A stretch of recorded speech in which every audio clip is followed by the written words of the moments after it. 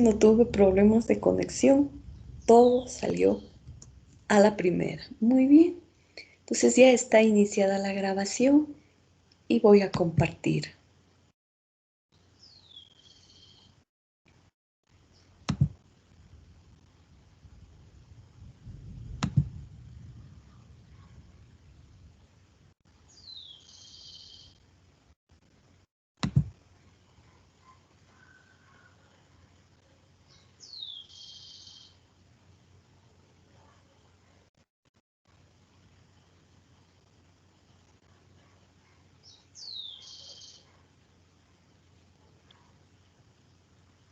Ya, se debe estar compartiendo, ¿no? Muy bien. Hoy, que es 24 de junio, tenemos clase de 7 a 9 de la mañana y lo que nos corresponde ver es estudios de casos, es decir, vamos a ver un estudio de caso de contaminación del aire, otro de contaminación de agua y otro contaminación del suelo. Y cómo han revertido estos procesos de contaminación es en varios lados, ¿no? Son casos prácticos. Antes de esto ya hemos abordado qué es la contaminación del aire, los problemas que nos dan, cuáles son los contaminantes. Entonces ahora vamos a ver las posibles soluciones entre las muchas que existen, ¿no? Lógicamente lo vamos a ver de una manera no profunda, porque luego ustedes tienen materias en las que abordan la contaminación del aire, la contaminación y los tratamientos del agua, al igual que del suelo, ¿no? Entonces esto es a manera general. Entonces vamos a, como siempre, a empezar con una lluvia de ideas. Entonces ya tenemos los conocimientos de la contaminación. Si hablamos de contaminación del aire, ¿qué se les ocurre que podamos hacer para evitar esta contaminación o para tratar de controlar de cierta manera? Si alguien me ayuda, por favor. Reducir Tal las vez emisiones de utilizando CO2. medios de transporte alternativos, como por ejemplo la bicicleta ¿Ya? o Uso, caminar a pie. medios de transporte alternativos. Muy bien, es decir, medios que en lo posible no requieran un uso de energía, ¿no? De energía convencional, como dice la bicicleta, nosotros mismos generamos la energía, igual caminar a pie, ¿no? O el uso de transportes públicos que disminuye en todo caso el hecho de usar el automóvil, ¿no? O sea, que no sea un medio de transporte personal, sino más bien masivo. Muy bien. ¿Alguien más me estaba diciendo algo? Un compañero, un chico.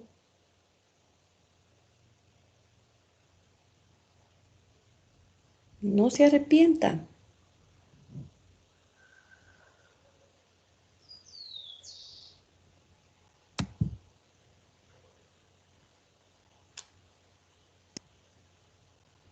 Profe, yo tengo otra idea.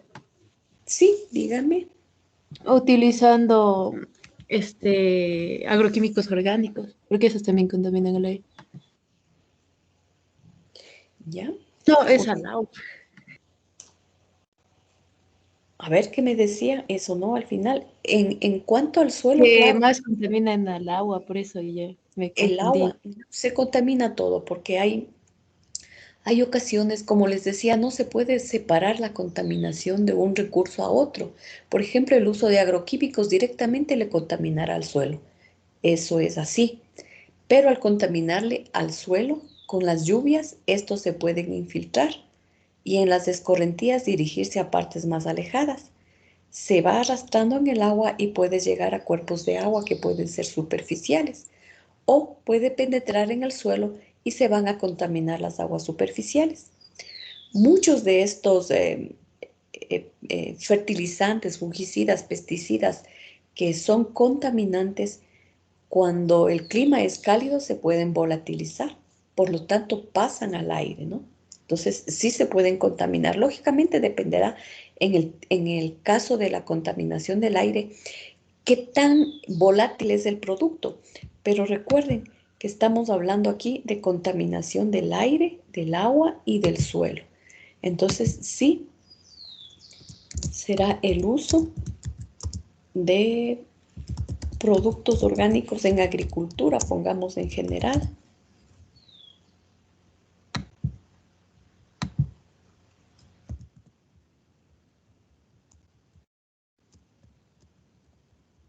Es lo que se está haciendo tendiendo a hacer ahora, ¿no? Aunque todavía no está masificado esto, se están haciendo serios intentos por tratar de minimizarlo. Y nosotros debemos escoger productos en lo posible que al menos a simple vista no se vean que están fumigados. Fíjense ustedes cuando van a comprar el tomate de árbol. El tomate de árbol, les digo, les doy ese ejemplo porque es evidente, ¿no? Ustedes vean en la parte donde se extrae, eh, donde se une el fruto con las ramas, ahí hay un rabito, ¿no? Ese rabito prácticamente está seco, está sin vida. Y no es que se secó por el tiempo que se lo extrajo, sino prácticamente ya el pesticida o lo que hayan utilizado le mató. Y vean ustedes, hay un color medio, no sé, medio verde, medio celeste intenso.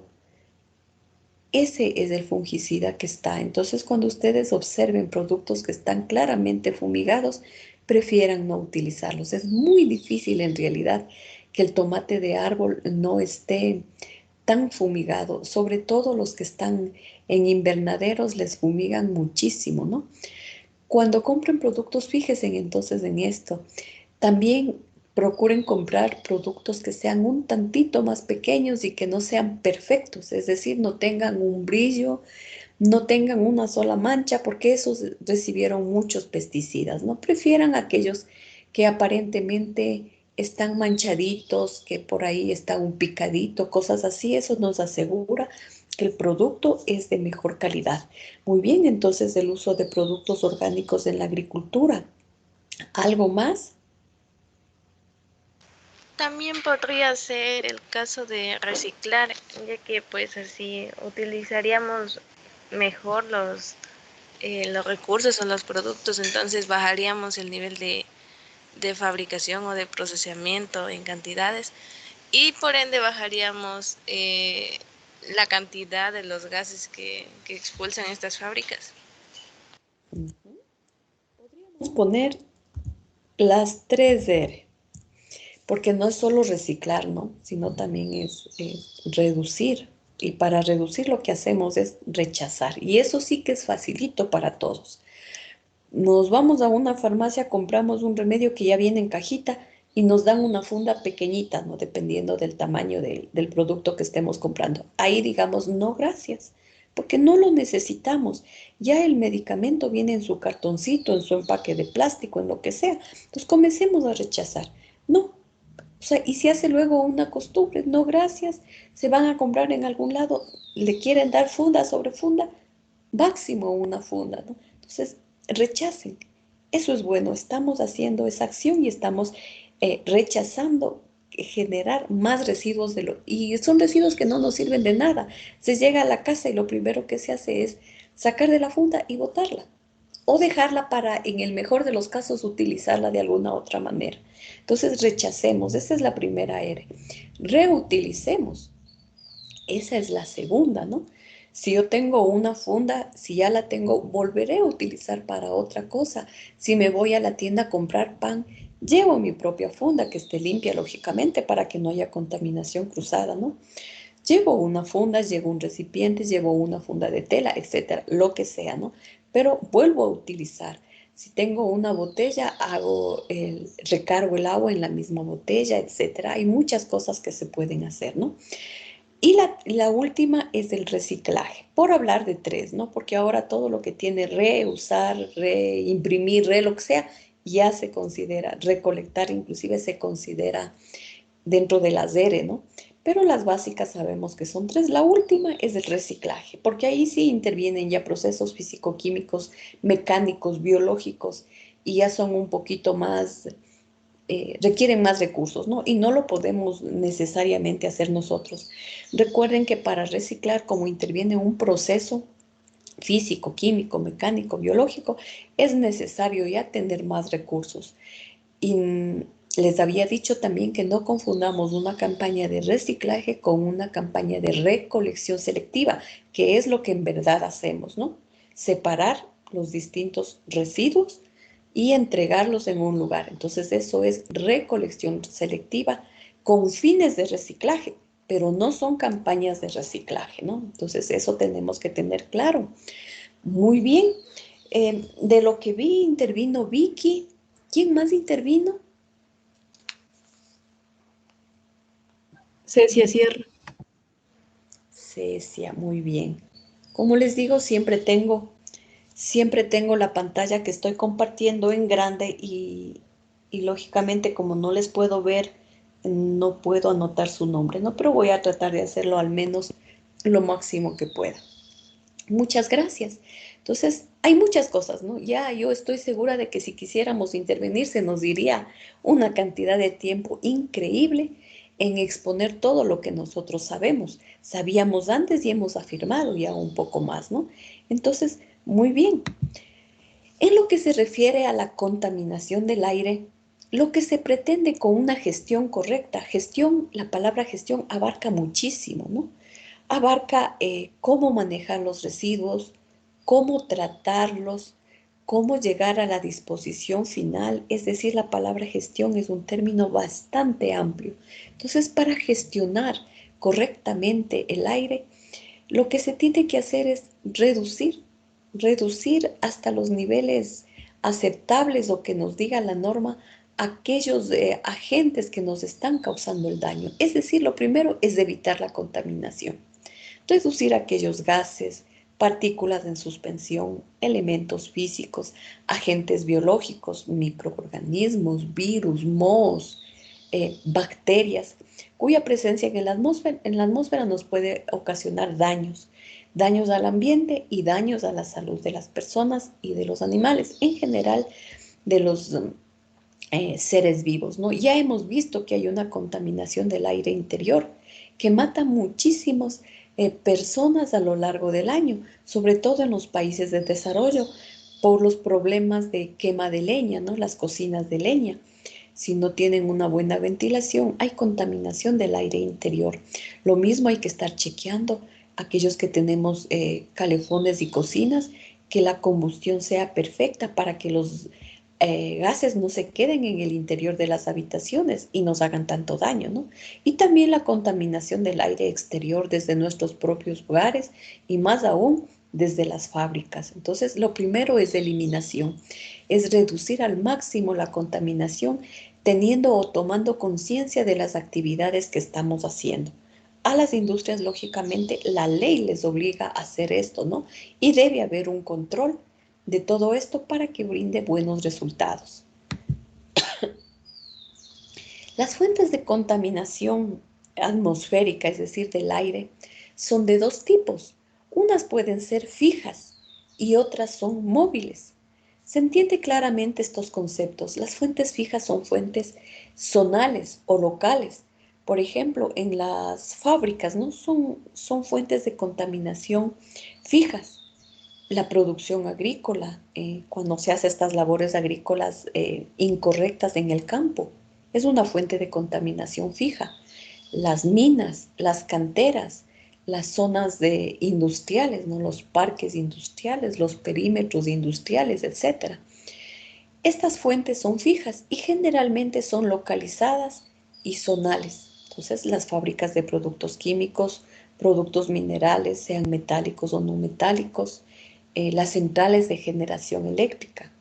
También pueden ser municipales, la calefacción de viviendas, la calefacción de edificios. Si en los municipios existen plantas incineradoras de residuos municipales o de fangos de aguas residuales, chimeneas, cocinas, servicios de lavandería, plantas de depuración. Por ejemplo, yo he visto de vez en cuando en donde es el Ban Ecuador, creo que es lo que antes era el Banco de Fomento, en la calle Primera Constituyente y 5 de Junio, ahí por las tardes tienen una pequeña incineradora, ¿no? Queman documentos que me imagino que no podrán deshacerse, deben ser documentos importantes, ¿no?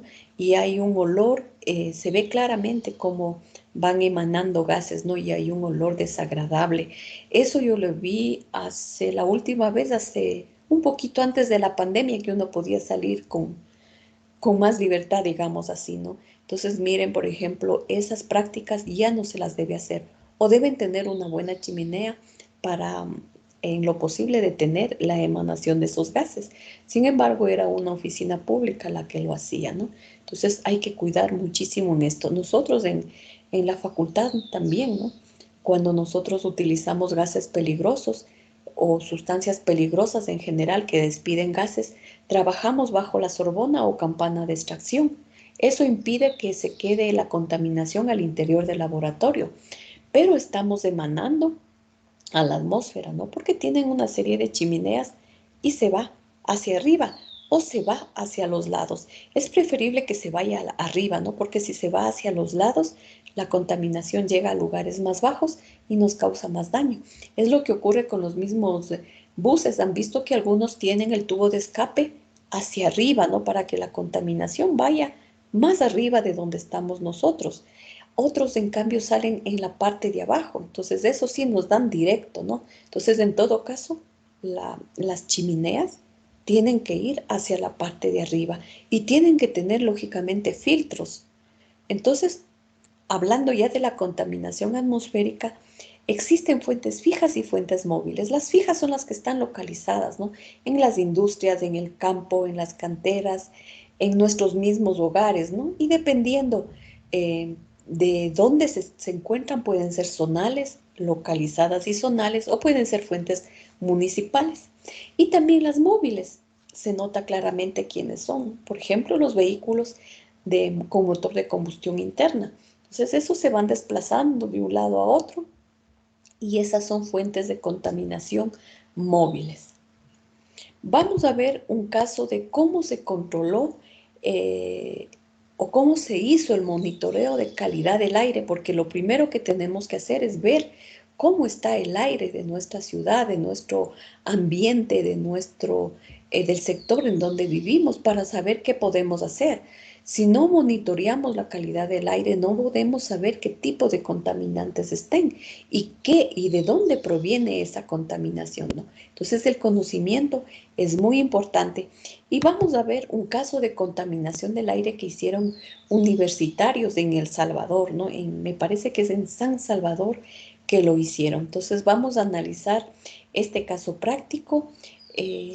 Lo hicieron mediante una investigación y con técnicas que no son convencionales, es decir, ellos crearon su propio equipo y por eso resulta una práctica muy, muy interesante, ¿no? Esperemos que se cree. Nosotros tenemos personas que saben muy bien sobre la calidad de aire. Una de ellas es Rafaela Viteri, ¿no? Que estudió un doctorado justamente en contaminación del aire. Y si a ustedes les interesa temas de contaminación del aire, ella y algunos otros compañeros son especialistas en eso, ¿no? Han realizado ya muchos trabajos, inclusive de la contaminación del aire en nuestra universidad. Entonces vamos a ver este caso utilizando un equipo construidos por ellos mismos, que es un monitoreo no convencional. Este es un programa periodístico que divulga el trabajo científico y tecnológico que realizan docentes, estudiantes y administrativos de la Universidad de El Salvador. La contaminación del aire es un problema que afecta a todos los países del mundo, a unos con mayor intensidad que a otros. ¿Estaban escuchando, por favor? Sí, Sí, Ya. Ya. Déjenme desagrando nada más.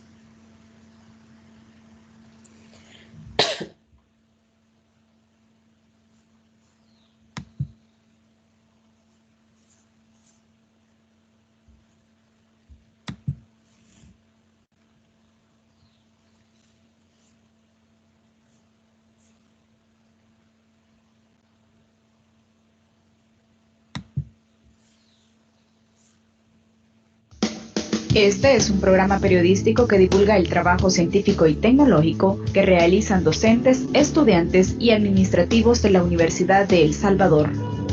La contaminación del aire es un problema que afecta a todos los países del mundo, a unos con mayor intensidad que a otros.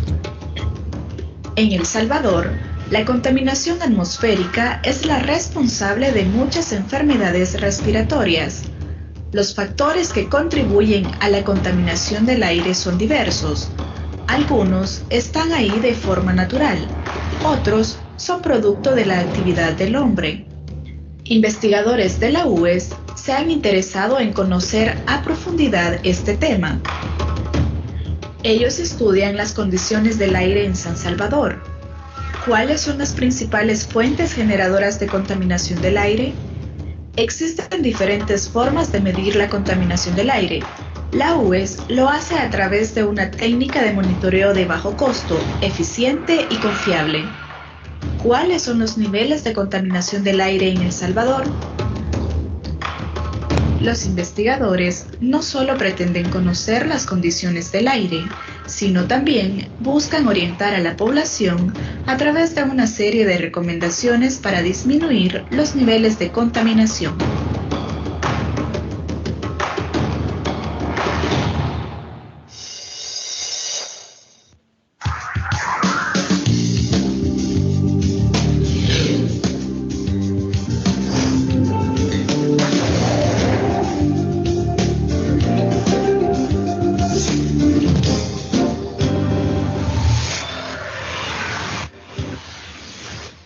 Doris Escobar es una salvadoreña que trabaja en el centro de San Salvador. Ella se desempeña como vendedora en un puesto de zapatos. Durante todo el día, convive con muchas personas y con el humo que emiten cientos de automóviles que circulan por la zona. Sí, lo he sentido bastante peor cuando viene el carro, digamos, de la gasolinera. Me siento bien tocada la garganta. El aire contaminado afecta la salud de las personas. El sistema respiratorio es el más perjudicado. En la atmósfera hay muchos contaminantes que resultan dañinos para el ser humano. Algunos están allí de forma natural, pero otros son producto de la actividad del hombre. Normalmente no se puede hablar de una atmósfera totalmente pura. De hecho, no se sabe cuando nosotros teníamos atmósfera pura, porque todos estos contaminantes que yo le estoy mencionando también existían desde hace mucho tiempo. Con la revolución industrial se cree que debido a la presencia de fábricas, de la industria fuerte, de los automóviles, el ser humano empezó a emitir mucho más contaminantes y esos elevaron el nivel de ellos. Entonces hay estudios ahora en la actualidad que muestran que hasta ciertos niveles se puede considerar que podemos vivir sin tener efectos adversos a la salud. La atmósfera es la capa de gases que envuelve la superficie del planeta. Está dividida en varias capas. La capa que está en contacto con la superficie terrestre, es decir, con nosotros, es la troposfera. En esta se concentra el aire que respiramos. Los factores que contribuyen con la contaminación del aire son diversos. Los científicos hablan de contaminantes primarios y secundarios. En la atmósfera se pueden acumular un montón de estos agentes que mencioné al principio, que pueden ser de carácter natural o pueden ser de carácter antropogénico, es decir, generados por el hombre y por la actividad del hombre. Entonces ahí podemos hablar de óxidos de nitrógeno, podemos hablar de óxidos de azufre, podemos hablar de ozono, podemos hablar de monóxido de carbono, uno de los que está muy de moda por el calentamiento global. Pero ahí se puede ir acumulando todo lo que, por ejemplo, las industrias también emiten, las fábricas, también lo que las fuentes móviles como los automóviles también emiten. Algunas fuentes de contaminación más cercanas a las personas son el humo del transporte, las quemas agrícolas y el humo de las industrias. La contaminación atmosférica se está vinculando a todo aquel tipo de contaminación que los residuos se van directamente a la atmósfera. Allí estamos hablando principalmente con el tema de emisiones de gases. El Salvador tiene un reglamento especial para el control de la calidad ambiental. Este también contempla el tema de la calidad del aire. Sin embargo, hace falta su aplicación. Dentro de las tres grandes normativas que se manejan en el tema de calidad de aire, está lo relacionado con la ignición, que es lo que ya está en la atmósfera. Está la fuente de fijas, es decir, chimeneas, todo lo que está relacionado con el sector industrial. Y está también las fuentes móviles, que se refiere a todo motor que tiene movilidad, sea desde la parte aérea, de la parte locomotriz, como en el caso de las locomotoras, los barcos, en fin, todo lo que consume energía a través de un motor se le denomina fuentes móviles. Y todo lo que se emana a través de una chimenea se le denominan fuentes fijas. Esas dos normativas actualmente en el país aún están en proceso de estudio. La única, y como consecuencia, todavía no existe un reglamento de aplicabilidad a esas acciones. A nivel mundial, la contaminación atmosférica es un problema vigente. Para algunos países, la situación es más crítica que para otros, pero en todos es importante estudiar las condiciones del aire que se respira. En El Salvador, por ejemplo, investigadores de la UES estudian las condiciones del aire que se respira en el territorio nacional. ¿Cómo lo hacen? Ellos aplican una técnica novedosa para medir los índices de contaminación atmosférica. El estudio está dedicado a la medición de algunos contaminantes. Por ejemplo, el dióxido de nitrógeno y el formaldehído. Decidimos ver el NO2, que es el dióxido de nitrógeno, el ozono, el O4, que es el tetraoxígeno, hablando en palabras más normales y no fórmulas químicas, y el formaldehído. Entonces, prácticamente, a pesar de que hay muchos más contaminantes, esos me podrían a mí dar una idea de la calidad del aire que tuviésemos. Y entonces hemos estudiado prácticamente más y tenemos más resultados de dióxido de nitrógeno, que nos da una idea de cuánto, digamos, contaminación están emitiendo las fuentes fijas y las fuentes móviles, porque una de las fuentes más importantes de este compuesto químico son, digamos, los procesos de combustión. Los contaminantes atmosféricos pueden ser de origen físico, químico o biológico. Existen muchas fuentes de contaminación, inclusive el mismo cuerpo humano es una de ellas, pero los efectos negativos son consecuencia de las cantidades producidas. Algunos de los principales generadores de contaminación del aire son el uso de electricidad, la actividad industrial, el transporte y la agricultura. La contaminación de la atmósfera contribuye a la generación de otros fenómenos como el calentamiento global, que también afectan la vida. Las consecuencias las viven los seres humanos, los animales y las plantas. En el caso de las personas, el daño se evidencia en el deterioro de la salud. Los padecimientos respiratorios son un ejemplo de los efectos. Según las estadísticas del Ministerio de Salud, hasta junio de 2013, una de las primeras causas de consulta médica fueron las infecciones agudas de las vías respiratorias. Los niños son uno de los sectores más propensos a los efectos de la contaminación. ¿Qué enfermedades específicamente respiratorias o, hablando del aparato respiratorio, qué enfermedades tienen nombre específico? El nombre más específico general es bronquitis. Bronquitis aguda o bronquitis crónica. Bronquitis obstructiva o bronquitis no obstructiva. Bronquitis a repetición o una sola bronquitis. Entonces tenemos a la medida un montón de nombres que yo puedo utilizar, pero que a la larga lo que me están diciendo es, se inflamaron los bronquios. ¿Cuál fue la causa? Algo que respiró, algo que inspiró. Doris Escobar manifiesta que recién se recupera de un padecimiento respiratorio. En su opinión, el humo de los vehículos con el que convive diariamente afecta su salud.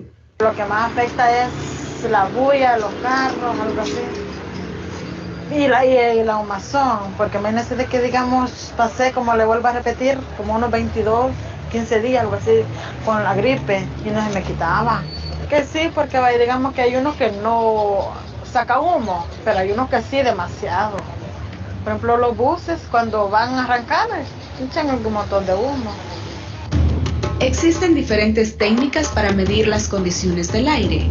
Las más empleadas son las basadas en la química analítica, que implican la toma de muestras de aire y el análisis en el laboratorio. Los investigadores de la UES monitorean las condiciones del aire con una técnica diferente. Esta se llama espectroscopía óptica de absorción diferencial. Las mediciones las realiza un aparato que automáticamente traslada los datos a un software. El aparato que realiza las mediciones utiliza la luz solar para captar la información del ambiente.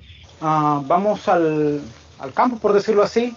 Tenemos un telescopio, el cual apuntamos a diferentes direcciones y comparamos básicamente estas diferentes direcciones una con otra y vemos cómo varía, digamos, la concentración de cada uno. Este equipo se conoce como instrumento DOAS. Su valor económico es muy alto. Para los países con menos recursos financieros es difícil adquirir estas tecnologías. Por esta razón, los investigadores de la UES construyeron su propio equipo para reducir los costos. Compraron las partes fundamentales e hicieron adaptaciones. El instrumento DOAS está compuesto por 4 elementos principales: espectógrafo con detector de luz, fibra óptica, telescopio y computadora.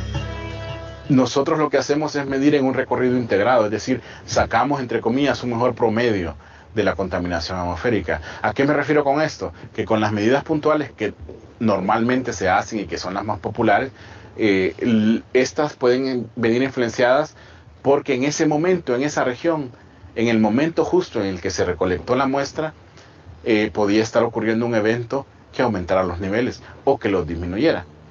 ¿A qué eventos me refiero? Algún viento, por ejemplo, que limpió en ese momento el aire o la atmósfera, o algún autobús como los que tenemos en la ciudad que pasó en ese momento y que generó una gran cantidad de contaminación en ese momento puntualmente.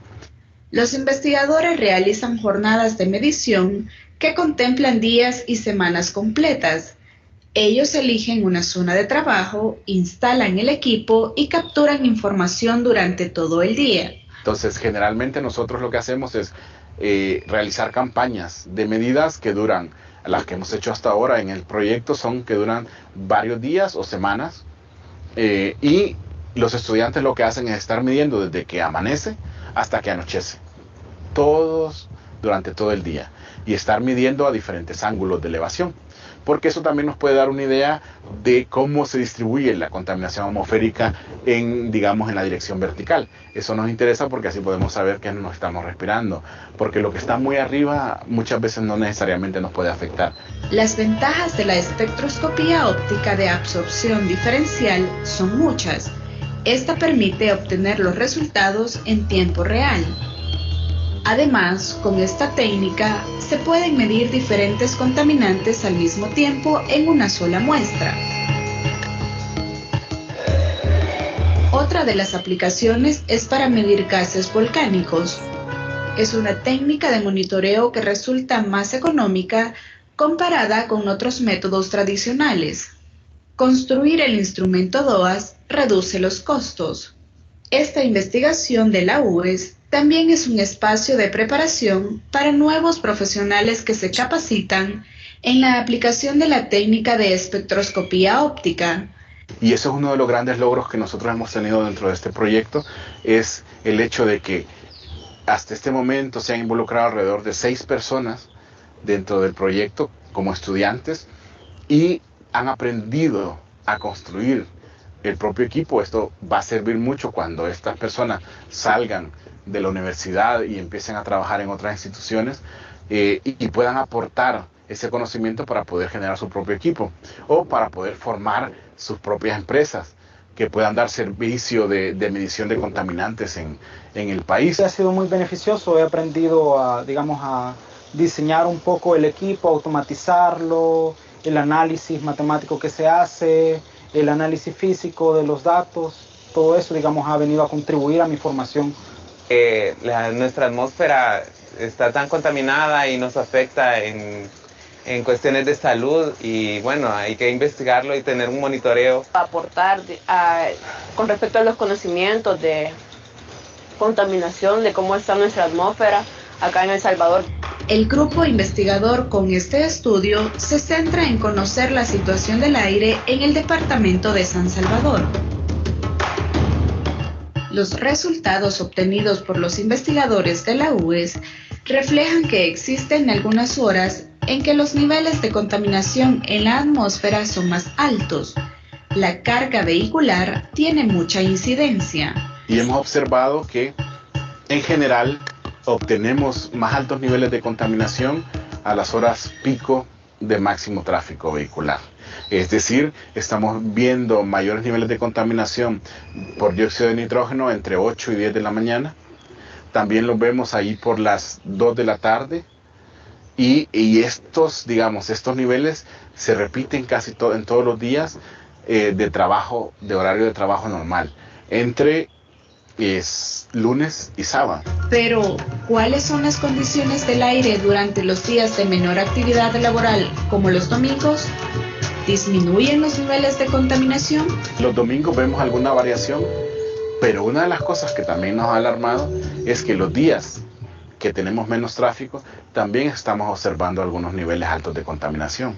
Eso significa que no tenemos que asociarle solo al tráfico vehicular, como se le ha asociado en el pasado, no solo a él, al tráfico vehicular, los grandes niveles de contaminación que tenemos. También puede estar jugando un papel importante la industria que tenemos alrededor y probablemente esa industria alrededor está emitiendo contaminantes en grandes cantidades durante los días no laborables. Según el doctor Carlos Rodamas, los niveles de contaminación atmosférica que presenta San Salvador son similares a los de otras ciudades del mundo, que poseen mayor población y más desarrollo industrial. De los hallazgos más importantes, pero también más alarmantes, son que hemos comparado los niveles de contaminación en algunos de estos contaminantes criterios con ciudades contaminadas de Europa, de Asia y de Norteamérica, y hemos encontrado que nuestros niveles se parecen mucho y que podrían ser muy similares a ciudades muchas veces con mucha más población y que en el conocimiento general sabemos que están mucho más contaminadas que nosotros, especialmente de Norteamérica, de Asia y de Europa. El Ministerio del Medio Ambiente y Recursos Naturales realiza monitoreo permanente de la calidad del aire. Los datos obtenidos reflejan variaciones en las condiciones del aire en ciertos meses del año. En el recorrido anual que hacemos de nuestro monitoreo y de acuerdo a las condiciones del clima que tenemos en el país, los meses de marzo, abril y mayo se convierten en los meses en donde tenemos mayor deterioro en el aire que respiramos, debido principalmente a que la ventilación natural que tenemos en esos meses es muy pobre. El aire casi no se mueve, el viento es casi nulo. Como consecuencia, todas las emanaciones que estamos generando desde nuestra superficie, y sumemos a eso las causas naturales, como las erupciones volcánicas, que debo mencionarle que eso también se mueve a través del país, todos los gases, pero en pequeñas cantidades. ¿Cómo reducir los índices de contaminación del aire? Algunas medidas favorables para la atmósfera son: mejorar los controles de las emisiones de las industrias y el transporte, renovar las flotas de transporte, prohibir la quema de neumáticos, prohibir o reducir las quemas agrícolas y evitar cocinar con leña. ¿Qué pasa con los automóviles? No hay un control de la emisión de gases. Hasta hace poco se está empezando a hacer esfuerzos pero todavía no hay un control. Todos los carros pueden circular en este país y da igual lo que estén echando a la atmósfera y da igual que nosotros no estemos respirando. Al final, todos ellos, todas estas personas y nosotros que no estamos respirando eso, tenemos problemas que significan un montón de inversión para el Estado en la salud. Creo que son preguntas clave, ¿no? Hay que repensar cómo nos transportamos. Creo que la política de transporte debe de ser un tanto más integral. Repensar qué consumimos, o sea, qué productos tenemos en nuestras casas que pueden causar algún daño. La mayoría, por ejemplo, de productos de refrigeración contienen gases que no son susceptibles o residuos que no son susceptibles de ser absorbidos o transformados naturalmente y siempre se van a la atmósfera. La optimización del consumo de energía es básico. En la medida en que nosotros consumimos menos energía en nuestros hogares, menos luces encendidas, estamos obligando a que las generadoras produzcan menos y como consecuencia nuestro ambiente estaría ligeramente más limpio. El monitoreo de la calidad del aire debe ser una actividad permanente en todo el territorio salvadoreño. A partir del año 2009 y en adelante se logró establecer e instalar varias estaciones de monitoreo continuo, es decir, monitoreo automático. Hemos sido de los primeros países en América Central en tener una red de monitoreo de calidad de aire que nos permite valorar cuál es el estado de nuestro aire. El Salvador como país no digamos es uno de los países que más contaminan y que están contribuyendo, por ejemplo, al efecto invernadero y por consiguiente al calentamiento global. Sin embargo, sí tenemos que empezar a tomar conciencia de que, por ejemplo, las quemas que son comunes en las épocas de cultivo y todo eso, las quemas deberíamos de evitarlas. El cocinar con leña, el utilizar sprays que, aunque eso ya se ha limitado mucho, que puedan afectar la capa de ozono, etcétera, etcétera. Tenemos que también quizás trabajar más en la educación de la población salvadoreña para explicarles qué cosas no debemos o deberíamos de hacer en menos intensidad. Los estudios enfocados en el tema de contaminación sirven para evaluar las condiciones en que viven las poblaciones y motivar la implementación de acciones concretas en beneficio de la vida humana. A las 6 p.m. termina la jornada laboral de Doris Escobar. Así transcurren sus días enfrentándose a la contaminación en la ciudad de San Salvador. Y como ella, el resto de salvadoreños repiten la misma historia, conviviendo con diferentes contaminantes.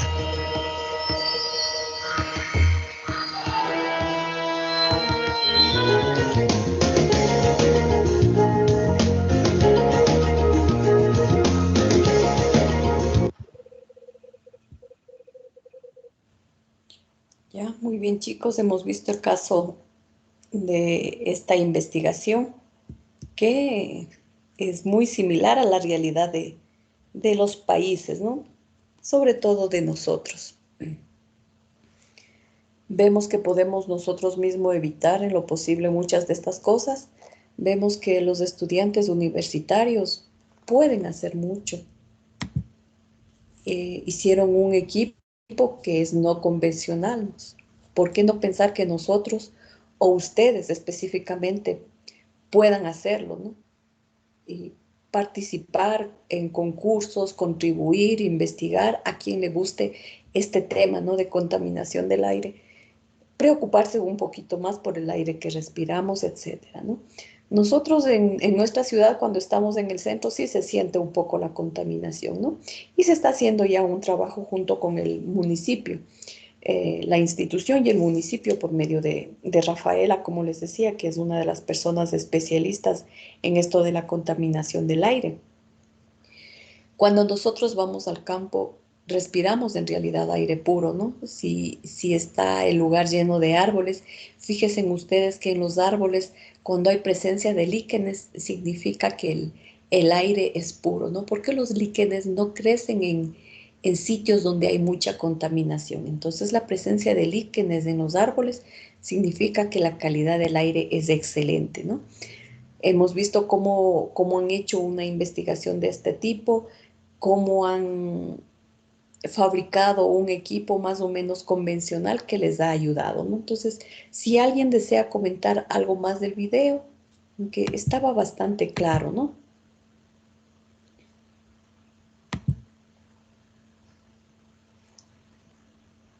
Mire, en la contaminación del agua, ya para pasar del aire, si ya nadie más quiere hablar algo o al final lo podemos hacer, en la contaminación del agua, para avanzar un poquito, el agua la podemos contaminar nosotros mismos, ¿no? Cuando botamos aceites.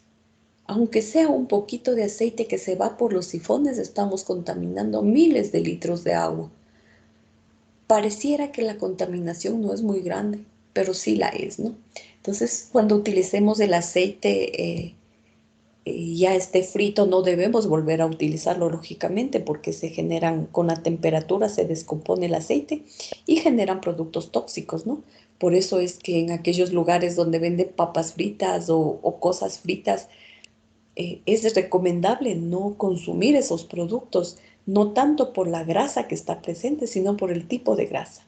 No es que alguien que tiene como negocio hacer, por ejemplo, papas fritas o cualquier otro frito, el aceite le va limpiando, ¿no? O sea, va depositando en un recipiente y va poniendo cada vez aceite o una grasa nueva. Eso lógicamente no lo hace porque sus costos subirían mucho más. Entonces están en el mismo aceite, le van añadiendo uno nuevo cuando los niveles ya son bajos. Entonces estamos consumiendo productos con aceites que ya se han generado, productos químicos que nos van a hacer daño a la salud, ¿no? Entonces, estos aceites lo que se deben hacer en la casa cuando ya hemos freído algo, ponerle en un recipiente, en lo posible de vidrio, ¿no? Esperando que baje la temperatura y con esos nosotros podemos hacer muchas cosas, podemos elaborar nuestros jabones, podemos hacer una especie de lámparas, una especie de velas, digamos, pero líquidas, ¿no? Consumiéndose ese aceite, poniéndole una mecha. En realidad hay muchas cosas que podemos hacer con esos aceites usados sin mucho conocimiento, ¿no? Simplemente ver algo en internet y ya se lo puede hacer. Los jabones también que nosotros utilizamos tienen que ser lo menos industrializados posibles para que haya menos contaminación del agua.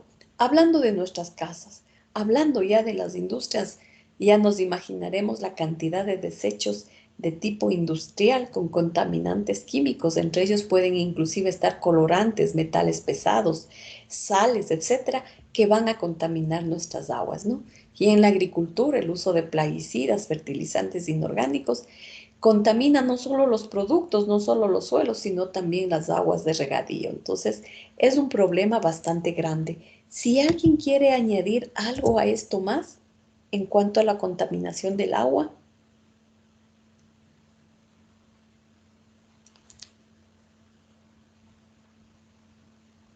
¿no? Muy bien. Quisiera poner de la los desechos de, o sea, cuando le utilizan el agua para hacer, porque bueno, puede entrar como desechos industriales, pero si nos, o sea, si consumen bastantísima agua, o sea, para hacer una champa consumen más de 1.000 litros de agua, pero solo uno, creo que sí debería ser importante. Ya. Estaba, ustedes, Joseph Morán, creo que le vi. Sí, Joseph Morán, ¿no? ¿Sí? Sí, profe. Ya, muy bien. Estaba un poquito entrecortado, ¿no? Pero de lo que le entendí es que deberíamos utilizar menos agua o algo así, ¿no? Porque en nuestras actividades normales es mucha, mucha el agua que utilizamos. Y en ese sentido también nosotros podemos optimizar. Yo he visto en internet como en las conexiones de los lavabos directamente se van a los tanques que recogen el agua para los inodoros. Entonces se puede utilizar esa agua, ¿no? Para los inodoros, con lo que estamos disminuyendo lógicamente el consumo de agua. Ahora también los inodoros tienen tanques más pequeños, ¿no? Que ya son más efectivos. Entonces, si nosotros cambiamos los inodoros antiguos por los nuevos, estamos también reduciendo bastante nuestro consumo de agua. Tener las llaves en buen estado, ¿no? Que no esté goteando, que no haya desperdicio, que no haya fugas de agua. Procurar utilizar para la agricultura agua lluvia, por ejemplo, para nuestros jardines. Si tuviéramos directamente de los techos que bajen a un recipiente y luego con eso regar nuestras plantas en los jardines sería ideal, ¿no? O en pequeñas huertas en el campo sería ideal y estamos dejando de utilizar el agua, el agua potable, digamos así, ¿no? Que de paso le hace daño a las plantas. Cuando rieguen con agua potable es necesario dejar en reposo al menos un tiempito, ¿no? Para que se vaya el cloro y no le afecte a nuestras plantas. Entonces, en nuestra casa también podemos hacer varias cosas, varias iniciativas para mejorar esto. No se diga, ¿no? En nuestra universidad. Sé que van a construir un nuevo edificio eh, en nuestra facultad. Hay una invitación para el lunes que van a poner la primera piedra. O sea, yo no he tenido conocimiento, pero hubiera sido bonito que socialicen, ¿no? Y poder decir, bueno, que sea un edificio ya inteligente, ¿no? Que podamos, espero que sea así, porque todo debe pasar por un proceso de impactos ambientales, ¿no? Yo sinceramente no he conocido nada hasta que nos mandaron esta comunicación, pero qué bonito hubiera sido, o lo habrían hecho también y yo no lo he conocido, ¿no? Que se socialice esto y que los estudiantes, los profesores podamos dar idea de cómo hacer un edificio, que no se utilice pinturas tóxicas, que haya dispensadores de agua para que no haya fugas ni desperdicio de esta, que también haya sensores para la electricidad, que haya un panel solar en la parte de arriba para evitar el uso de la energía eléctrica. Imaginémonos nosotros, a veces parece un sueño, ¿no? Pero no, ¿por qué no lo podríamos hacer? Intervendrían tantos profesionales que son idóneos en estos ámbitos, ¿no? Como les digo, yo no tengo mucho conocimiento de cómo lo harían, ¿no? Pero espero que algunas de esas cosas esté bien, porque si es para la Facultad de Ciencias, en donde hay una carrera de ambiental, deberíamos tener al menos estas cosas, estas ideas que se plasmen en realidad, ¿no? Entonces, sería bueno. Ojalá algunas de estas ideas que cada vez son más comunes se estén implementando para que sean edificios amigables con el ambiente, ¿no? Sobre todo porque en nuestra facultad tenemos la carrera de ambiente, entonces no podemos predicar algo y hacer otra cosa, ¿no? Esperemos entonces que haya una recogida de aguas lluvias o que haya cosas de este tipo, ¿no? Muy bien, entonces tendríamos que ahorrar el agua y podemos hacerlo desde nosotros mismos, ¿no? Por ejemplo, cuando lavamos el carro también utilizar un baldecito de agua, ¿no? No la manguera y a todo capacidad de agua hacerlo, ¿no? En los sitios en donde hay esas lavanderías, esas ecolavanderías que les dicen, el agua sale a presión, con lo que la cantidad de agua es muchísimo inferior, es decir, si haya un ahorro real de agua, ¿no? Entonces, avanzando un poquito. Sí. También el tratamiento de las aguas negras no es bueno y van directamente a los ríos y ahí se contamina bastante. Sí, bueno, no hay tratamiento en nuestra ciudad, no hay tratamiento de aguas, por eso les decía que se va al río Chibunga, al río Chambo, dependiendo de la zona donde estemos, y el río Chibunga, de lo que leí, era el cuarto río más contaminado del Ecuador, imagínense. No hay tratamiento de aguas, nosotros no tenemos tratamiento de aguas, apenas lo que hicieron hace unos poquitos años atrás en algunos sectores de la ciudad fue hacer una tubería para recoger las aguas lluvias, ¿no? Porque si nosotros tenemos aguas lluvias y aguas grises que salen de nuestros hogares estamos contaminando. El agua lluvia no es contaminada, ¿no? En nuestra zona no hay contaminación, no hay lluvia ácida, digamos así. Entonces lo que han hecho es separar al menos, ¿no? Pero tratamiento de aguas no existe. No existe tratamiento de aguas, lamentablemente. Son prioridades que los municipios no tienen, ¿no? Y como dicen en el video, el gobierno no invierte en evitar la contaminación, pero invierte grandes cantidades en la generación de programas de salud, en los hospitales y todo. Imaginémonos todas esas soluciones que se hacen en hospitales adquiriendo equipos excelentes para cuidar nuestra salud, para hacer exámenes, cuestan tantísimo dinero en vez de evitar la contaminación en donde nace, que cuesta inclusive menos dinero, ¿no? Pero, por ejemplo, a los municipios lamentablemente no les interesa esas cosas que no se ven rápidamente y a simple vista, ¿no? Lo que les interesa son obras grandes, como decimos, elefantes blancos, que nos ayudan a ver y decir que están trabajando las autoridades, ¿no? Pero las cosas que no se ven no les interesa a los municipios. Lamentablemente es así, ¿no? Profe, también la deforestación contribuiría a la contaminación de agua, ¿verdad? Igual que los plásticos, ya que se transforman luego en microplásticos, ingresan a la cadena trófica y podemos llegar hasta nosotros mismos consumirlo. Sí, Hasta también los derrames de petróleo cuando los transportan en barcos, entonces también contaminarían lo que es el mar en este caso.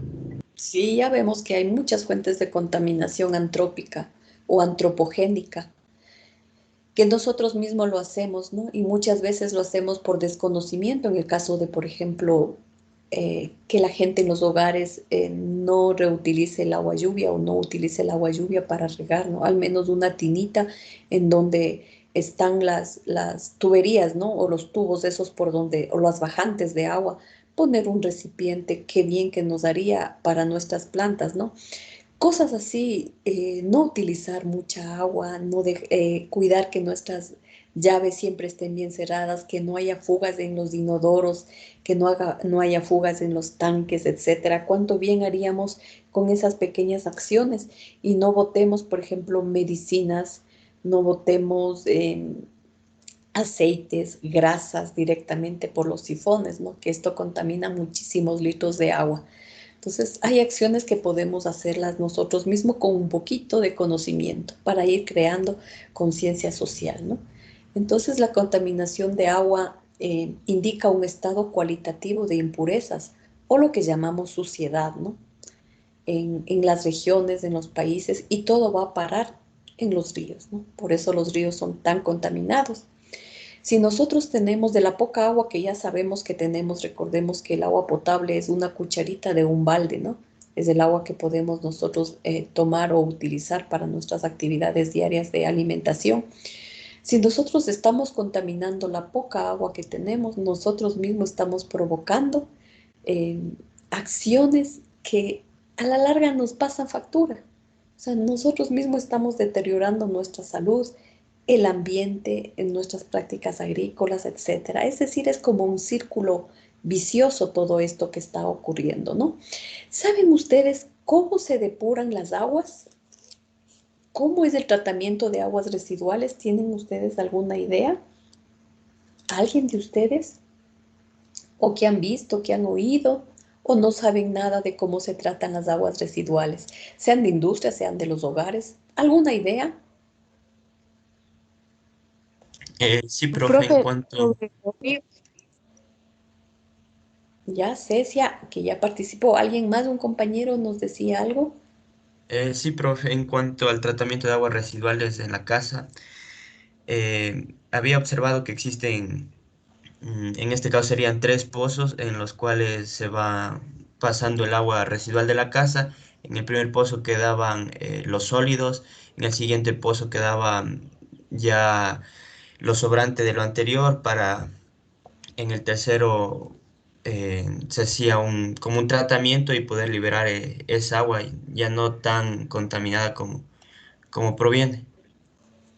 Muy bien, Pablo. Sí, desde nuestros hogares podríamos hacer eso con un poco de voluntad. Cuando yo daba hace unos años atrás ecología aplicada, ya esa materia en el nuevo rediseño ya no se dio, ¿no? Les llevaba a una fundación aquí en Riobamba, en las afueritas de la ciudad, camino al Troje más o menos, que se llama Fundación Maxcana. Ahí es una fundación en donde habitan 4 familias, pero básicamente una es la que tiene su propio depuración de aguas, ¿no? Hay unas pequeñas rejillas donde parte de los sólidos se retienen, todo caseramente, ¿no? Lógicamente son de pocas casas. Y tienen sembrados carrizos, jacintos de agua para depurar el agua. Entonces ellos nos explicaban cómo cultivan sus propios alimentos, ellos hacen sus propios abonos, tienen su propio sistema de potabilización o de al menos de purificación de agua, crían sus propios animales, es decir, es un lugar donde hacen prácticas agroecológicas, ¿no? Tienen panales de miel de abeja, tienen calentadores solares, tienen baños secos. Los baños secos son una especie de letrinas en donde las heces y las orinas van por lados diferentes y con eso pueden hacer abonos. Entonces, es una experiencia muy bonita que nos dura unas 3 horas aproximadamente las mañanas, ¿no? Me parece que cuesta $2 o $3, ya no recuerdo bien, pero es estar en las afueras de nuestra ciudad, pero como uno soñaría estar en un país donde estas prácticas son mucho más sostenibles, ¿no? Entonces es una bonita experiencia. Como les digo, lamentablemente todavía no podríamos hacer una salida de campo. Qué bonito fuera con ustedes, ahí hacen preguntas.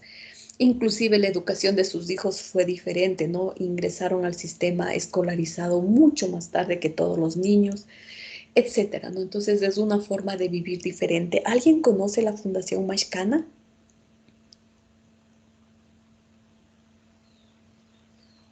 ¿No? Bueno, ojalá algún día en alguna de las materias que ustedes tengan la oportunidad de irse, o si no, simplemente un grupo de amigos cuando ya haya como, ¿no? Se organizan y van a pasar ahí unas pocas horas, no es caro, es un bonito lugar y se aprende mucho, ¿no? Muchas ideas de cómo uno puede hacer este mundo más sostenible, ¿no?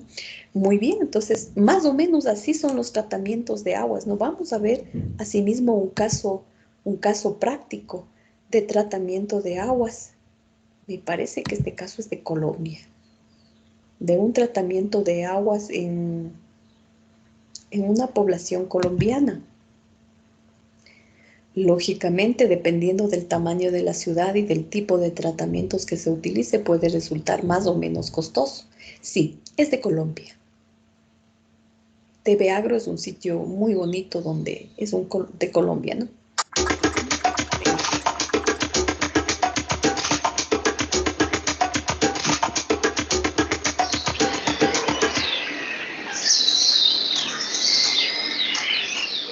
EMPAS es una empresa prestadora del servicio público domiciliario de alcantarillado con un equipo humano altamente calificado y criterios de excelencia que garantiza la gestión integral de sus procesos en procura de una mejor calidad de vida y la protección al medio ambiente.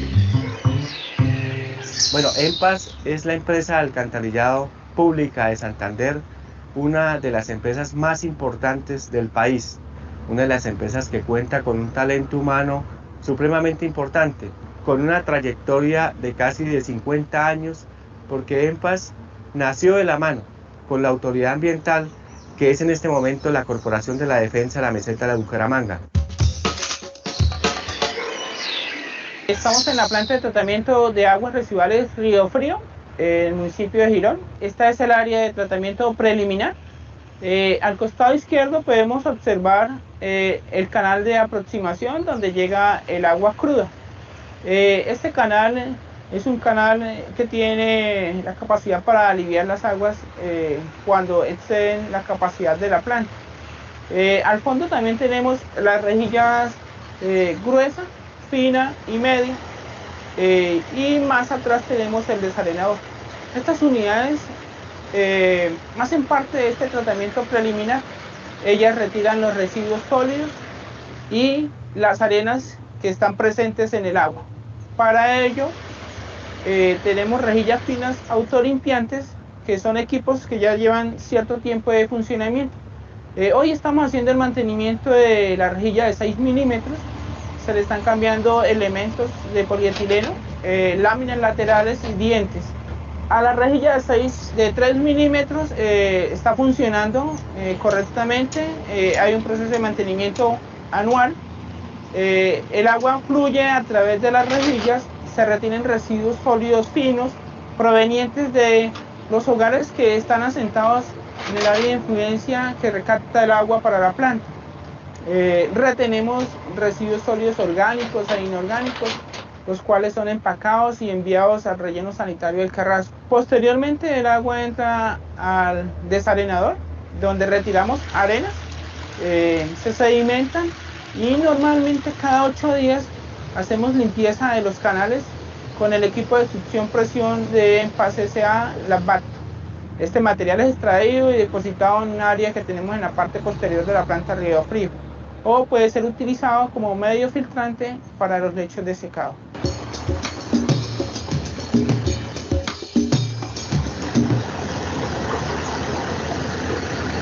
Bueno, las aguas residuales son todas aquellas aguas que se obtienen de un proceso de nuestras viviendas, cuando utilizamos el sanitario, cuando utilizamos el agua para lavar nuestros platos en la cocina o en cualquier otra labor diaria de las casas. Eso que se obtiene con material flotante ya se nos convierte en aguas residuales de algún proceso.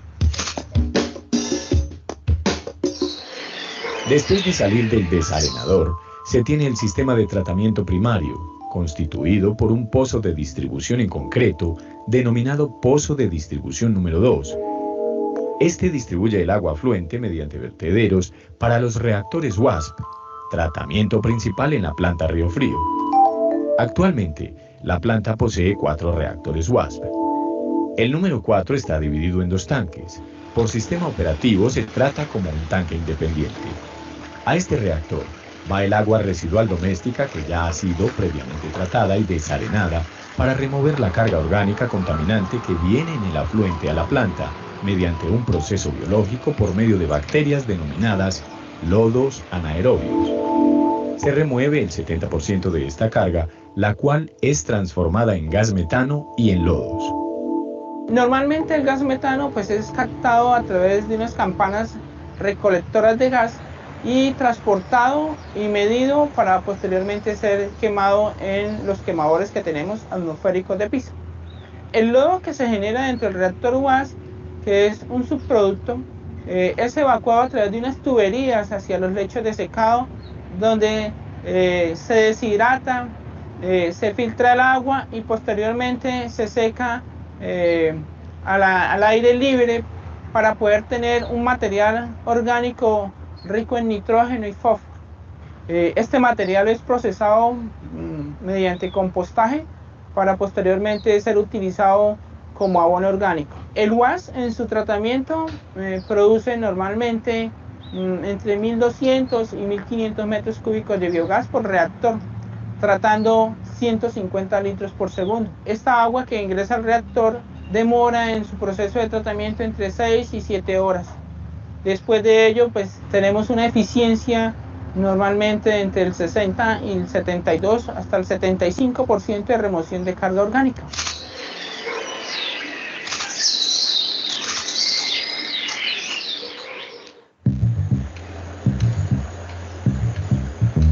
En este momento y con toda la trayectoria de más de 40 años, hace 8 años se fundó la empresa EMPAS, cuyos accionistas son en su mayoría con un 99% la Corporación Autónoma de Bucaramanga y otros municipios como Suratá, Matanza, Betas, en Pumálaga y en Pulebrija, que son los accionistas de EMPAS, siendo, repito, el mayor accionista la Corporación de la Defensa de la Meseta de Bucaramanga.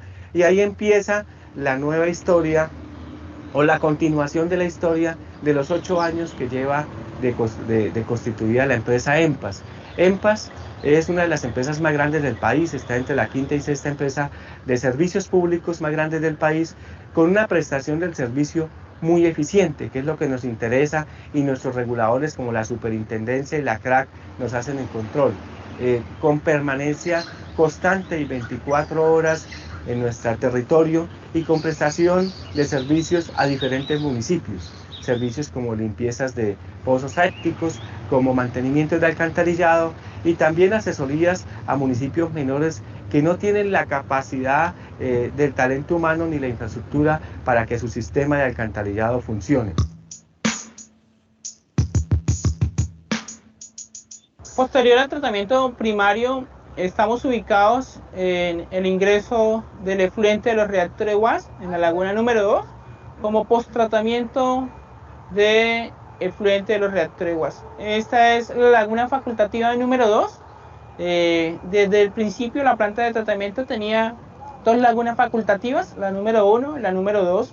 Actualmente está en funcionamiento la laguna número 2, la cual saldrá del servicio una vez terminadas las obras de ampliación y modernización que miraremos más adelante.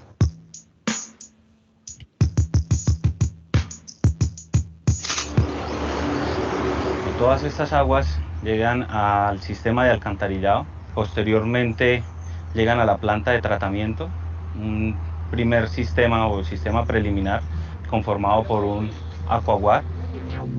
El aquaguard está conformado por unas rejillas de filtrado en las que queda atrapado todo el material flotante como hojas, residuos de cualquier proceso normal de las viviendas y todo tipo de establecimientos.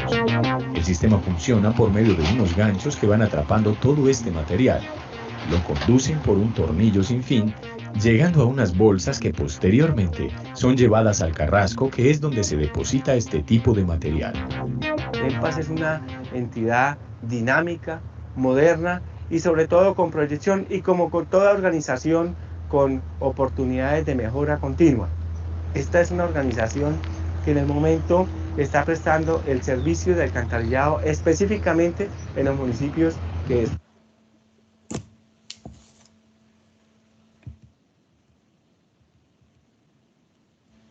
Se me movió, chicos, pero bueno, ese es un indicativo de que, bueno, ya vimos lo más importante, ¿no?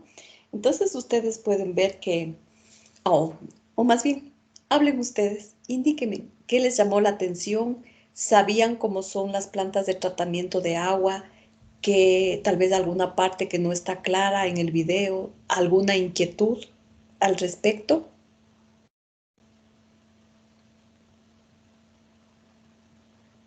De mi parte, yo creo que es una muy buena idea eso de que les ayudan brindando asesorías a otros municipios y no se quedan con el conocimiento solo ellos, sino que buscan tener una ayuda a nivel social sin ningún complejo, o sea, sin ser mezquinos en el conocimiento, por así decirlo, porque a veces hay algunas empresas o algunas organizaciones que sí son así solo por ver el bienestar de individualmente no lo comparten y tienen altos costos y demás.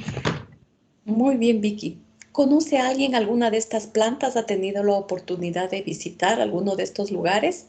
Sea grande, sea pequeña, no importa. ¿Alguien ha visitado? Ingeniera, ¿sí? Yo quisiera aportar algo. Antes, por donde yo vivía, por el lago más allá, había una compañía, una de chinos. Ellos tenían a la vez su propia planta así similar a la que ellos tenían para tratar sus aguas residuales y la dejaban en limpia. ¿En dónde era eso? Donde del lago como se va para el Dureno, para allá, es la Amazonía. Ajá, ya, muy bien. Claro, muchas empresas tienen su propio tratamiento de agua, ¿no? Porque no pueden descargar las aguas directamente a los cuerpos de agua, ¿no? Si no, viene el Ministerio del Ambiente y puede tener fuertes multas. Entonces, esas aguas generalmente ya con una carga biológica bastante baja o en lo posible sin contaminantes químicos, ahí sí se van a los ríos, ¿no? O pueden tal vez utilizarse como agua de regadío, no como agua potable, pero sí como agua de regadío siempre y cuando cumplan las especificaciones que debe tener el agua de regadío. Yo conocí aquí en Ecuador una planta que es en Chunchi en el año 2011. Lógicamente hay dos lagunas pequeñas, ¿no? Imaginémonos, no tienen la tecnología como acabamos de ver en el video, pero sí depuran sus aguas y con eso utilizan para el regadío. No sé si sigue en funcionamiento, tal vez si alguien es de allá pueda saberlo, pero yo en el 2011 visité ese lugar y tiene una laguna, dos lagunas. Una es, la una es facultativa. Facultativa lo que significa es que pueden utilizar microorganismos para los tratamientos biológicos, microorganismos aerobios y anaerobios. Los anaerobios generalmente están al fondo, ¿no?, de esas lagunas donde no hay aire, y los aerobios en la parte superficial, es decir, hay una mezcla de esos microorganismos que conviven, por eso se llaman facultativas. Entonces, en esta planta lo que había es una pequeña rejilla para que el agua entre a la laguna, ¿no? A la primera laguna. Ahí había microorganismos y quedaba en reposo. Luego pasaba a una segunda laguna en donde era la facultativa y luego salía directamente controlando la calidad del agua a acequias para el agua de regadío del sector. También conocí aquí la de Cuenca. Esa sí es bastante grande, ¿no? Es bastante grande porque Cuenca es una ciudad más grande, ¿no? Asimismo tiene grandes lagunas. En vez de las lagunas, lo que veo en esta empresa EMPAS tienen reactores, es decir, son cerrados, ya no, y dura el proceso 8 horas. En cambio, en las lagunas generalmente dura de 6 a 8 días, ¿no? Para que estén tranquilamente. Pero en los reactores, lógicamente, con condiciones controladas, este proceso se vuelve mucho más rápido y más eficiente. Claro, los procesos son mucho más costosos, ¿no? Y con los lodos, como ven, lo primero que pasa es pasar por rejillas, ¿no? De diferente grosor, va sacando todos los sólidos que vimos que era bastante, no parecía en realidad un basural, pero era lo que venía en el agua potable. Mejor dicho, en las aguas grises provenientes del consumo de agua potable de hogares, generalmente de hogares. Entonces se retira todos los sólidos, luego se desarena, es decir, por sedimentación toda la arena se va al fondo y se retira, ¿no? Y va pasando el agua. Y luego vienen los tratamientos biológicos, que son mucho más factibles que los tratamientos químicos. Se añaden microorganismos aerobios o anaerobios que descomponen toda la materia orgánica, porque recordemos que tienen una alta carga orgánica. Nuestras heces, los residuos de alimentos tienen una alta carga orgánica y por eso se prefiere utilizar los tratamientos biológicos. Entonces los microorganismos descomponen todo eso y el agua cada vez pasa más limpia, ¿no? Ese producto de la descomposición precipita como lodos. Esos lodos son secados porque un lodo tiene bastante humedad, ¿no? Entonces le secan a esos lodos y esas tierras pasan a ser compostadas para generar abonos, ¿no? Abonos orgánicos. Vemos que estos procesos son cíclicos y están presentes en la economía, en los conceptos de economía circular, ¿no? Entonces, hasta de los residuos podemos nosotros sacar ventaja y provecho económico. La inversión sí es alta dependiendo de la cantidad de agua a tratar, ¿no? En nuestra facultad, cuando funcionaba el CESTA, junto a él había una planta de tratamiento de aguas. Lógicamente era diferente porque los productos que se estaban botando eran productos químicos propios de un laboratorio químico, ¿no? Qué bonito sería, como les digo, que en nuestra facultad tengamos nuestras propias aguas de tratamiento, ¿no? Qué bonito sería y sería bueno, ¿no? Proponer desde la carrera de ustedes tesis con varios estudiantes, proyectos de investigación en los que se haga esto. Muy interesante porque si no nosotros solo hablamos, hablamos, hablamos y no hacemos absolutamente nada. Entonces estamos cayendo nosotros mismos en no colaborar con nuestra propia universidad, ¿no? Entonces, fíjense, todo esto hacemos o dejamos de hacer. Entonces yo creo que con el video ya tienen una idea bastante general de cómo son los tratamientos de aguas residuales en mayor o en menor escala, ¿no? Entonces creo que sí resulta propicio. Para seguir avanzando, exploremos los conocimientos sobre la contaminación del suelo, aunque ya hemos visto que no se puede separar lo uno del otro, ¿no? Pero sí hay maneras en las que el suelo se contamina. ¿Alguien quiere decir alguna de las maneras en que contaminamos los suelos que no sean las que ya vimos antes? ¿Alguien que desee Por las actividades participar? de la minería puede ser. Muy bien, la minería. ¿Quién más? La ganadería también puede ser, profe. La ganadería, muy bien.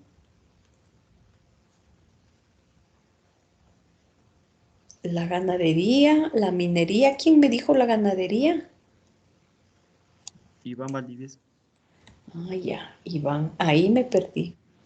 Muy bien, la También ganadería. puede ser la deforestación. Ya, muy bien, la deforestación. ¿Cómo contribuye la deforestación? Usted mismo. Profe, es que los suelos se volverían desérticos. Ya. ¿Y qué Propio pasa? que No se causa podría ese. volver a sembrar porque ya no serían productivos. Va a ser Ya, monocultivos. muy bien. Sí, sí, en la agricultura cuando se dedican solo al monocultivo, ahí también se produce una erosión del suelo y se daña. Sí, muy bien. ¿Cómo saben ustedes? ¿Quién dijo primerito monocultivo? Dijimos yo, Víctor Miño, y también contribuyó Joel. Ya, Víctor Niño me faltaba. Muy bien, miren, ustedes saben tanto, tanto, tanto que es bonito hablar así, ¿no? Con ustedes. Tienen muchas ideas. Lo que nos falta es aterrizar un poquito en esas ideas y plasmarlas, hacerlas realidad, practicar en nuestras casas, en los proyectos de fin de curso, cuando ya ingresemos nuevamente a clases presenciales, a hacer visitas, aportar, ver cómo está, ¿no? No quedarnos solamente en la parte teórica. Muy bien, fíjense en que la deforestación causa erosión del suelo y cuando lo mismo que los monocultivos, no siempre tiene que haber rotación de cultivos. Un monocultivo, si solo sembramos un producto, ese producto suele extraer ciertos minerales que necesita para su crecimiento, con lo que le deja al suelo infértil, ¿no? Le deja erosionado. Y cuando hay lluvias, en vez de que el agua penetre, y el suelo sirva como una esponja y un filtro para que se vaya el agua a fuentes subterráneas en forma pura, lo que hace es más bien lavar todos los fertilizantes, todo lo que hemos puesto en el suelo y se va por escorrentías y va cada vez erosionando más el suelo y llevando esos contaminantes y depositándolos directamente en los ríos. De los ríos va a los mares y sigue el ciclo, ¿no? Entonces, todas esas son prácticas incorrectas y que contaminan el suelo. No se diga la industria como la minería, la industria de la petroquímica, la industria de los colorantes, la industria de la acería. Uy, son industrias sumamente contaminantes, ¿no? Pero bueno, algo se va haciendo de todas maneras. El suelo sabemos que es Profe, un recurso finito. Sí, dígame. ¿el desecho de las pilas también es muy contaminante? Claro que sí, muy, muy contaminante, eh, porque tiene plomo, tiene litio, tiene metales pesados que en cantidades mínimas contaminan grandes cantidades. No son, los contaminantes químicos son mucho más peligrosos porque pequeñas cantidades hacen grandísimos daños. Por ejemplo, en nuestro cuerpo una cantidad mínima, a veces partes por millón, nos puede causar la muerte, ¿no? El plomo causa cretinismo, puede causar daños en el hígado, en el sistema nervioso, etcétera. Entonces, cantidades mínimas de estos contaminantes químicos causan grandes daños a la salud humana y también, lógicamente, al ambiente. En el ambiente se verán después de cientos de años, ¿no? Cuando la contaminación se va acumulando en nuestro cuerpo también no se ve inmediatamente, a menos que haya un envenenamiento, ¿no? Pero se van acumulando en las partes grasas del cuerpo, en las partes insolubles, no pueden ser eliminados a través del sudor, a través de la orina, etcétera, y se van acumulando en las partes grasas y causan daños a la salud, ¿no? Entonces, son serios problemas los de las industrias contaminantes. También podemos tomar en cuenta la Los lluvia desechos ácida. tecnológicos, los tomar en cuenta que me decía los. Yo le dije la lluvia ácida y creo que una compañera le dijo algo sobre la tecnología. Sí, o sea, ya la lluvia ácida es obvio que va a contaminarnos, ¿no? Si han visto la lluvia ácida cómo afecta sobre todo en países europeos o industrializados, en donde los monumentos tradicionales de siglos anteriores o edificios tradicionales se van erosionando, no van perdiendo la forma con el paso de los años. Entonces, es algo visible que se está dando. Sabemos que el suelo es un recurso finito, es decir, tiene fin. Si un suelo está contaminado, es como si ya no existiera, no nos sirve para nada.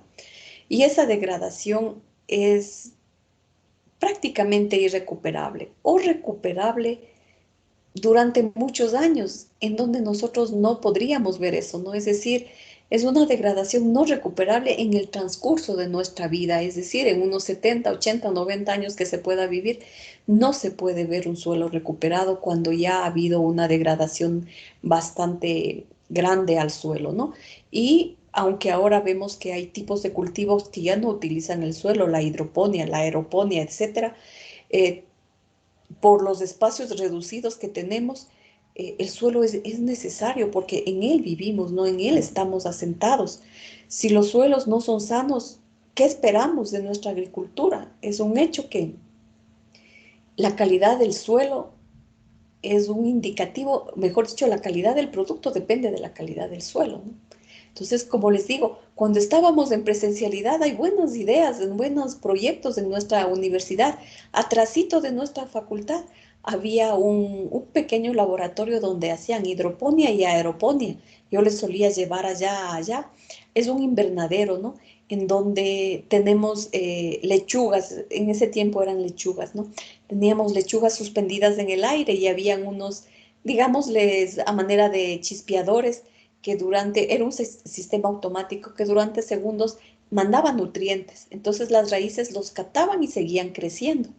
Lo mismo la hidroponía, ¿no? En una solución, en el agua le ponían los nutrientes que tiene el suelo, ¿no? Lo ponían en el agua que se disuelvan, nitrógeno, fósforo, potasio, en las cantidades que necesitaba determinado cultivo.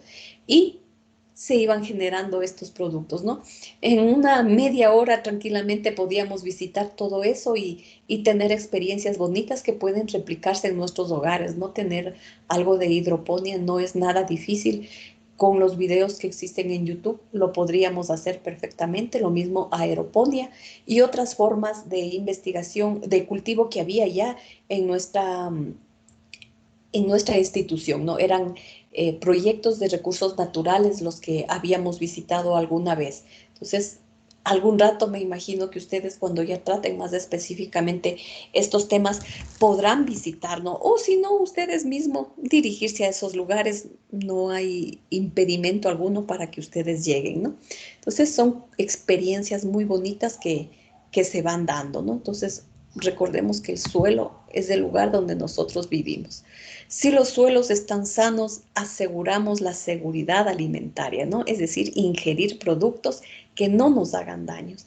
Y aseguramos también, lógicamente, un futuro sostenible, que en lo posible evitar la emanación de gases de efecto invernadero, evitar la contaminación del agua, que nuestros suelos y el aire y el agua tengan esa capacidad de resiliencia porque no han sido tan contaminados, ¿no? La contaminación del suelo provoca una reacción en cadena. Al contaminarse el suelo, la biodiversidad del suelo se ve afectada.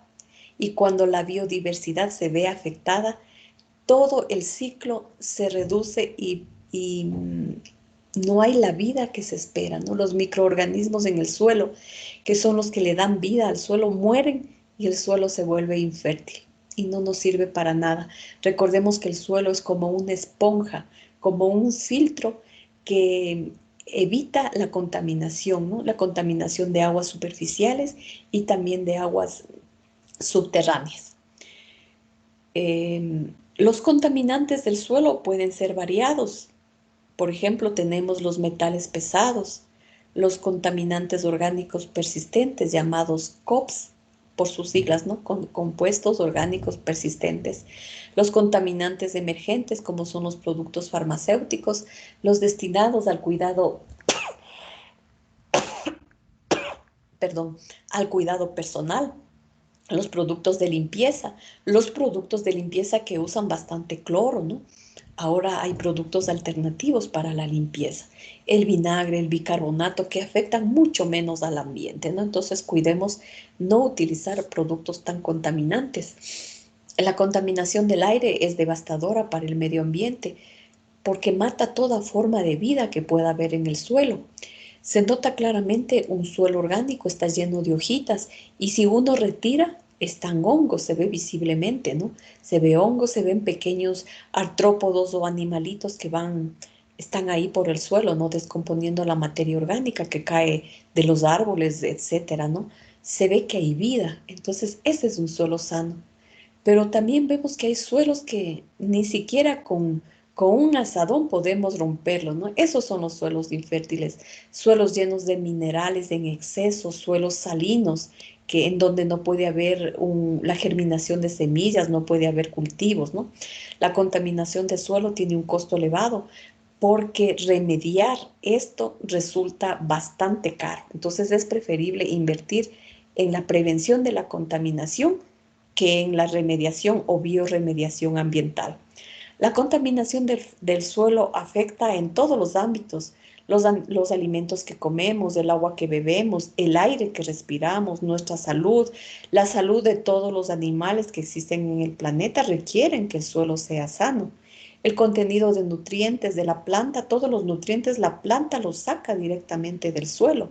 Si el suelo no tiene nutrientes, tenemos una planta sin nutrientes, entonces nos estamos alimentando con carbohidratos y nada más, no con verdaderos nutrientes, ¿no? Y que sean asimilables lógicamente por nuestro organismo. La contaminación del suelo es invisible, ¿no? Aparentemente no se ve, como decíamos, a veces se necesita un periodo de vida para notar cómo van causándose estos cambios, ¿no? Pero en la vida tan corta que tenemos los humanos en nuestro paso por la tierra, a veces ni siquiera se visibiliza y ese es el problema por el que no tenemos esa conciencia, ¿no? Entonces hay pérdida de carbono, pérdida de materia orgánica, la presencia de sales, la compactación de los suelos, la acidificación, la contaminación química. En bibliografía nos dice que se necesita aproximadamente 1000 años para formar 1 centímetro de capa arable. Démonos cuenta, la capa arable para un suelo fértil es de 10 centímetros y durante 1000 años podemos formar 1 centímetro de capa arable. Entonces démonos cuenta el daño que estamos haciendo con nuestras prácticas incorrectas, ¿no? Y cuando no tengamos suelo vamos a tener graves problemas. La contaminación del suelo, como habíamos dicho, afecta a su capacidad de filtrado. La contaminación del suelo afecta a la seguridad alimentaria. Los rendimientos de los productos disminuyen, la calidad de los cultivos también. Por esto es que no debe haber monocultivos, ¿no? Sino más bien debe haber como las granjas agroecológicas, en donde unos cultivos potencian el crecimiento de otros o controlan plagas, ¿no? Generalmente en estas, por ejemplo, en la Fundación Mashcana, ellos no hacen monocultivo, tienen parcelas en donde ahí mismo están las lechugas, por ahí está una planta de ruda, etcétera, porque aleja los insectos, ¿no? Por ahí está un árbol, ahí de vez en cuando llevan animales a que defequen por ahí, ¿no? Compostan esos abonos, etcétera. Es decir, es una experiencia bastante enriquecedora esa visita. La contaminación del suelo puede resultar en malas prácticas agrícolas. Dígame. Eso se conoce como rotación de cultivos. Sí. ¿Qué sabe usted al respecto? Perdón, profe. Sí. ¿Qué sabe usted al respecto de lo que mencionó? Bueno, mi papá pertenece a una organización donde siembran productos orgánicos, y en esa organización siempre nos dice que debemos sembrar los productos no solamente de una sola, no un solo tipo de producto en un terreno, más bien se debe sembrar en algunos casos 2 o hasta 3 productos en un mismo terreno para que pueda ayudar más bien al suelo. Y también ayuda al crecimiento de las plantas, es decir, unas plantas, por ejemplo, absorben más nitrógeno, otra absorbe más fósforo. Por ejemplo, las plantas que tienen bastante aminoácidos, lógicamente sacan el nitrógeno del suelo, ¿no? Entonces, si estamos cada vez sembrando ese tipo de plantas, se agotará el nitrógeno. Tarde o temprano se agota el nitrógeno y le dejamos a un suelo sin nitrógeno. Otras sacan fósforo. Entonces, si nosotros sembramos hay rotación de cultivos o hay un policultivos, que también es otra técnica, ayuda bastante a mantener un equilibrio de nutrientes en el suelo.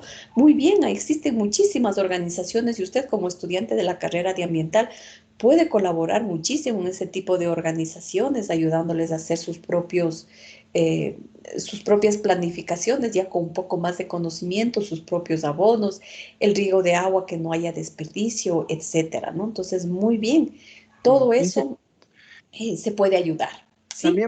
También funcionarían los métodos de cultivo. Claro, hay métodos más agresivos que otros. Por ejemplo, O sea, para mitigar, por ejemplo, los cultivos rotativos, los cultivos en terraza para prevenir las infiltraciones y otras más que usan. sí, sí, inclusive cómo se prepara el terreno es importante.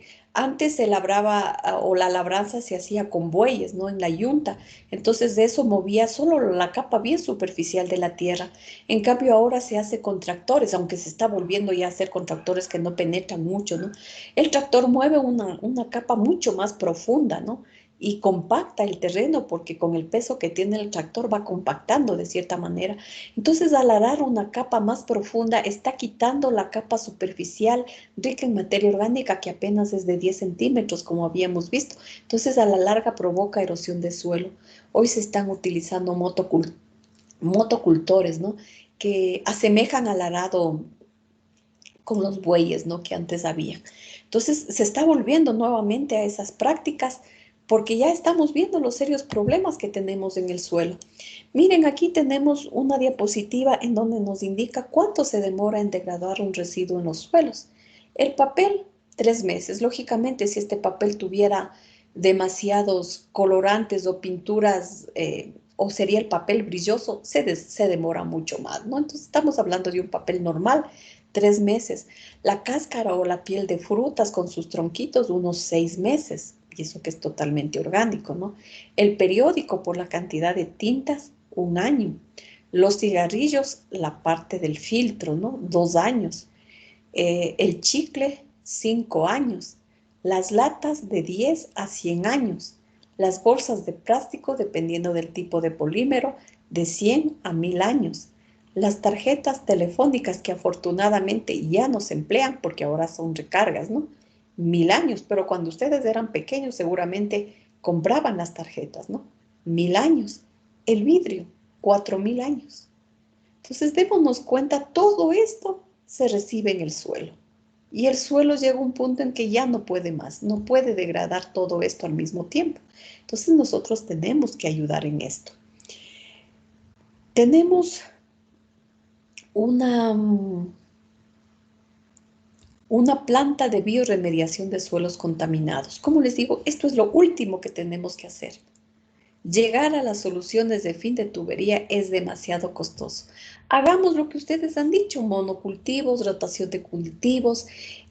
También en esas fincas agroecológicas o en sitios donde se está practicando la agricultura orgánica, hay también barreras vivas, que se suele sembrar árboles, ¿no? Para que eviten que el viento o vientos fuertes o las heladas acaben con los cultivos que están en el interior. Entonces, se suele sembrar barreras vivas, combinar plantas, poner plantas que sabemos que tienen alcaloides y que emanan olores bastante fuertes, sobre todo en la mañana, y que evitan la proliferación de mosquitos o de plagas en general, ¿no? Entonces, hay muchas cosas que podemos hacer.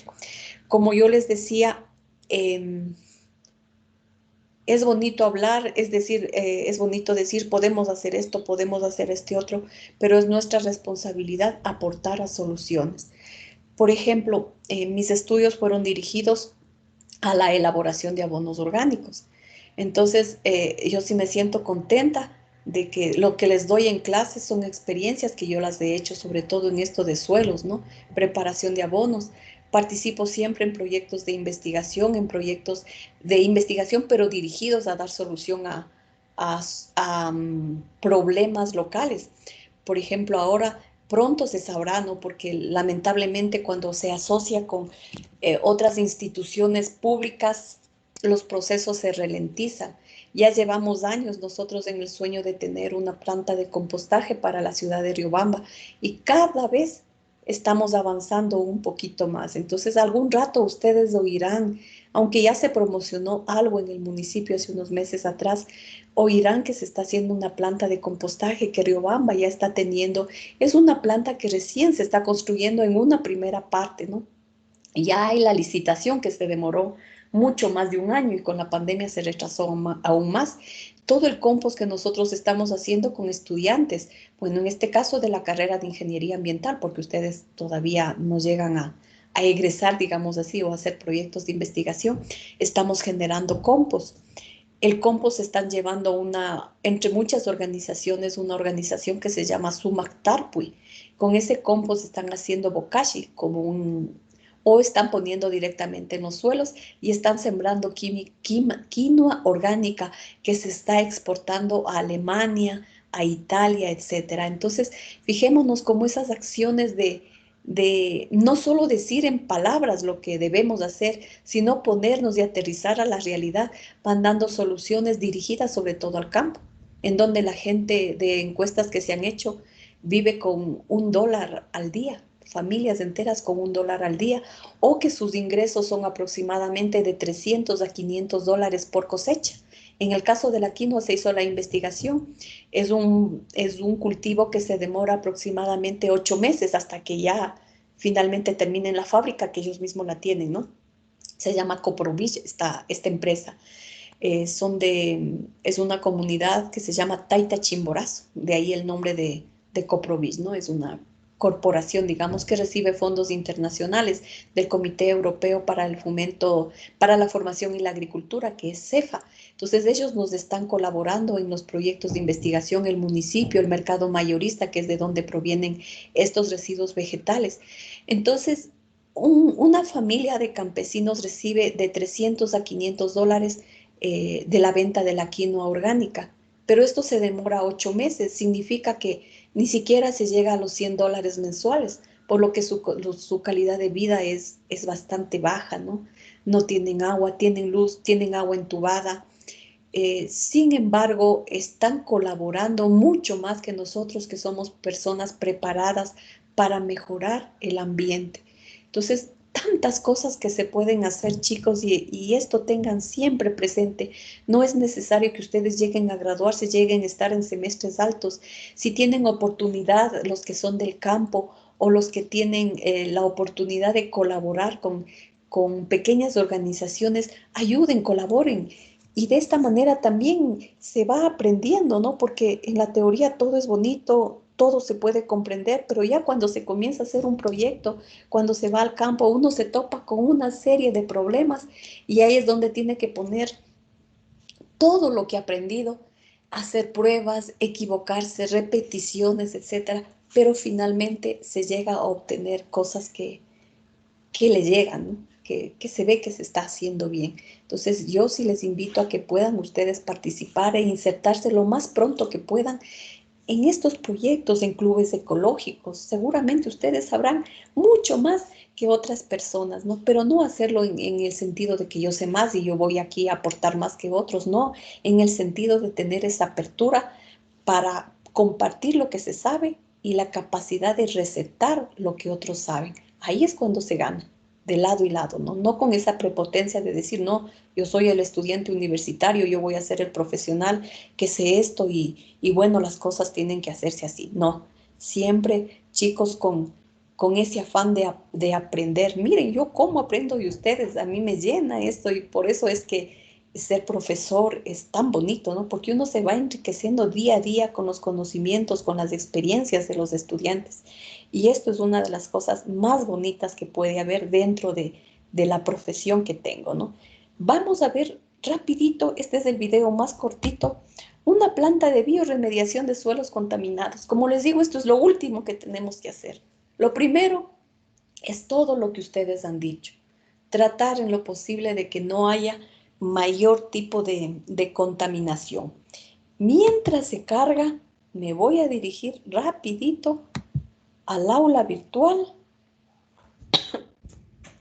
para poder tomarles lista.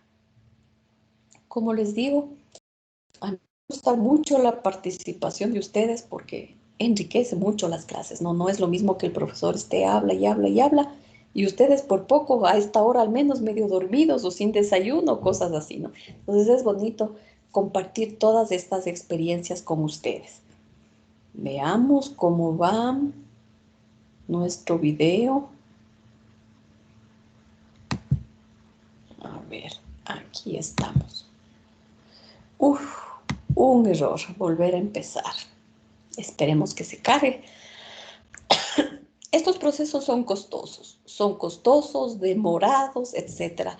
Pero cuando hay una contaminación puntual de suelo, son muy buenos. Una contaminación puntual significa en una zona particular, ¿no? Por ejemplo, en una zona donde se ha derramado el petróleo, que en el suelo hay zonas más contaminadas que otras, ¿no? Entonces aquí toca hacer estos procesos de bioremediación. Se llaman bioremediación porque generalmente están combinadas con técnicas biológicas, con tratamientos de microorganismos. No se ha podido abrir. ¿Qué estará pasando? Vámonos. Estoy por otro lado, yéndome al aula virtual. Si no, ya me voy a ingresar directamente al video buscando la dirección en mis archivos, pero se está demorando también lo del aula virtual.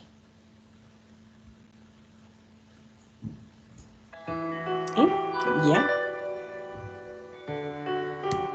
Tratamiento de suelos afectados por hidrocarburos mediante biorremediación.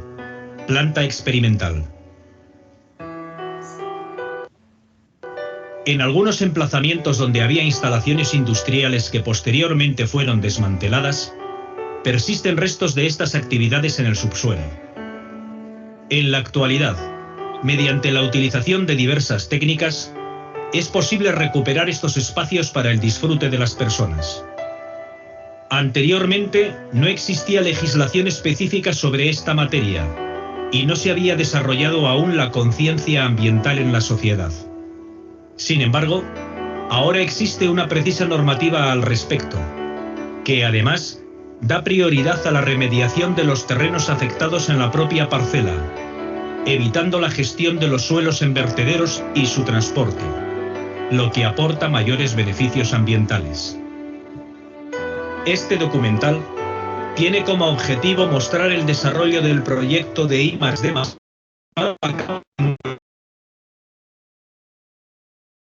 LH.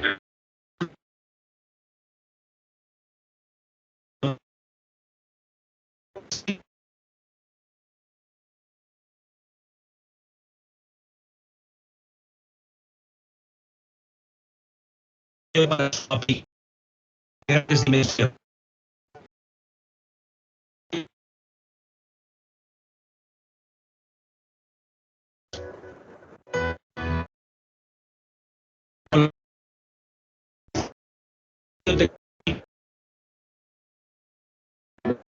Hubiera español en el año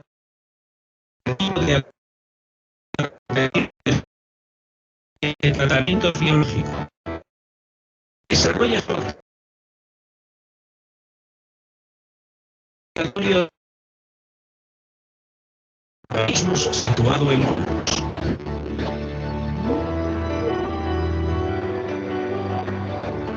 Grupo CLH, creado por la compañía de hidrocarburos, su filial CLH Aviación, es la empresa líder en el transporte y almacenamiento de productos petrolíferos en el mercado español. Cuenta con una de las mayores y más eficientes redes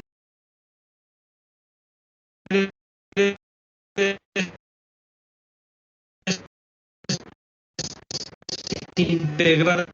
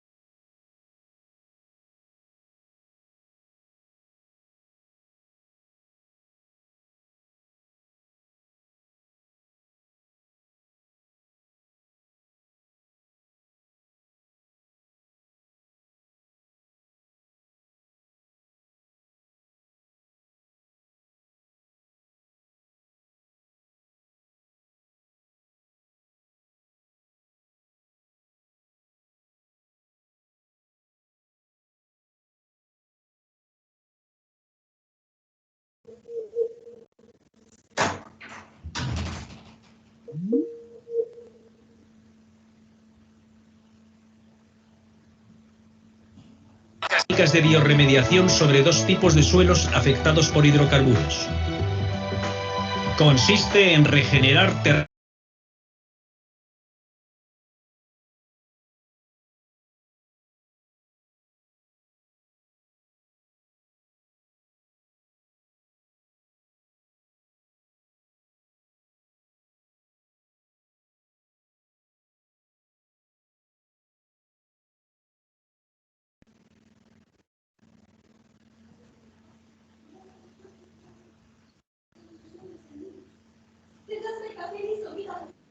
acelera, mediante la optimización de las condiciones ambientales y el aporte de nutrientes, el proceso de degradación biológica, mientras que la segunda consigue la degradación de los contaminantes por medio de la aportación de microorganismos alóctonos cultivados en laboratorio.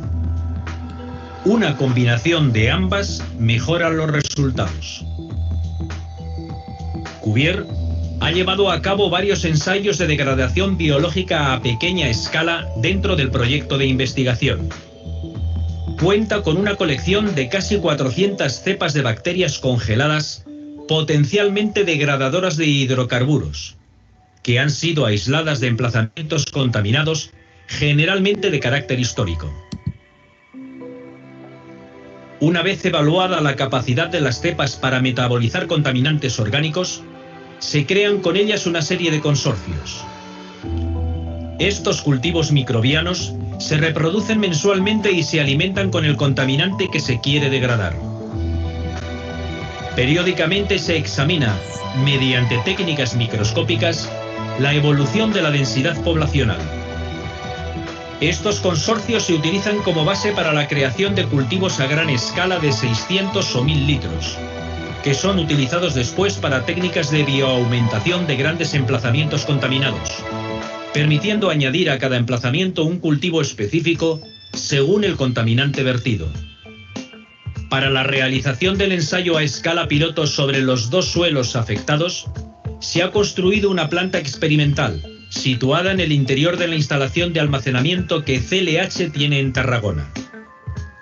La planta consta de una carpa de protección sobre una losa de hormigón de 600 metros cuadrados, dotada de acometidas eléctrica y de agua. También cuenta con una red de evacuación de lixiviados. Para posibilitar el tratamiento in situ de las tierras, se ha diseñado y construido un prototipo de una planta móvil para la producción de cultivos biológicos, ubicada en el interior de la propia carpa. La planta experimental tiene una capacidad para tratar un máximo de 200 toneladas de tierras de manera simultánea y de forma totalmente automática. La superficie total destinada a los ensayos se separó en dos zonas, para los ensayos 1 y 2 respectivamente, que se describen a continuación. El suelo utilizado para la batería de ensayos número 1 presenta una granulometría muy fina y está constituido mayoritariamente por arcillas, de color marrón negruzco, con una contaminación inicial de tipo histórico de aproximadamente 50.000 miligramos por kilogramo de TPH, o hidrocarburos totales de petróleo. Dentro de la zona dispuesta para este ensayo, se construyeron 5 biopilas en celdas separadas, a las que se les dieron tratamientos diferentes. La biopila 1 está formada por 3 capas separadas por geotextiles de 30 centímetros de espesor. En cada capa se instaló un sistema de tridentes, a través de los cuales se aplican periódicamente el oxígeno, los nutrientes y los microorganismos necesarios. Las biopilas 2 y 3 han recibido un tratamiento de bioestimulación por aspersión de forma manual y oxigenación mensual por volteo mecánico. A la número 3 se le ha aplicado además un tratamiento de bioaumentación manual. La oxigenación por volteo se ha realizado de forma mensual mediante una retroexcavadora giratoria equipada con una cuchara cribadora. Con el fin de evitar fenómenos de contaminación cruzada, se procede a una meticulosa desinfección en las ruedas de los vehículos de trabajo antes de su acceso a la zona de ensayos.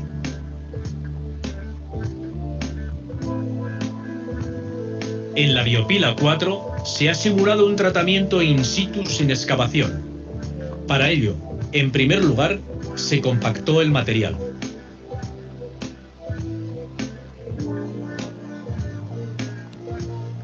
Posteriormente se instaló en su superficie un sistema de lanzas por las que se inyectaban el oxígeno, los microorganismos y los nutrientes.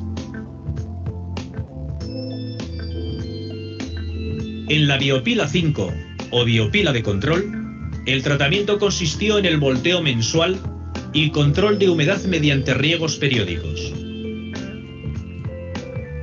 El suelo objeto del ensayo número 2 es de carácter arenoso y color marrón, con un grado de contaminación inicial histórica de 25.000 miligramos por kilo de TPH. Para este ensayo se crearon 3 biopilas de tratamiento y una de control sin compartimentar.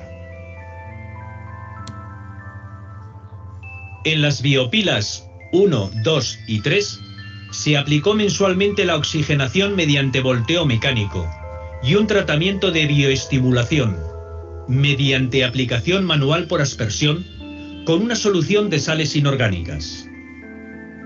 Las biopilas 2 y 3 recibieron además y por el mismo método un suplemento de bioaumentación generado en la planta instalada en el contenedor, y en el caso de la última le fue añadido un fertilizante granulado de liberación lenta.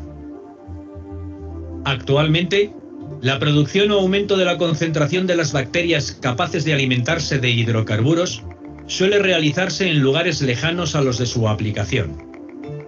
Por esta razón, Cuvier ha desarrollado la planta móvil de fácil transporte y dimensiones reducidas que fue alojada en el interior de la carpa. Ya chicos, les he suspendido ahí porque ustedes pueden ver que todavía falta un poquito.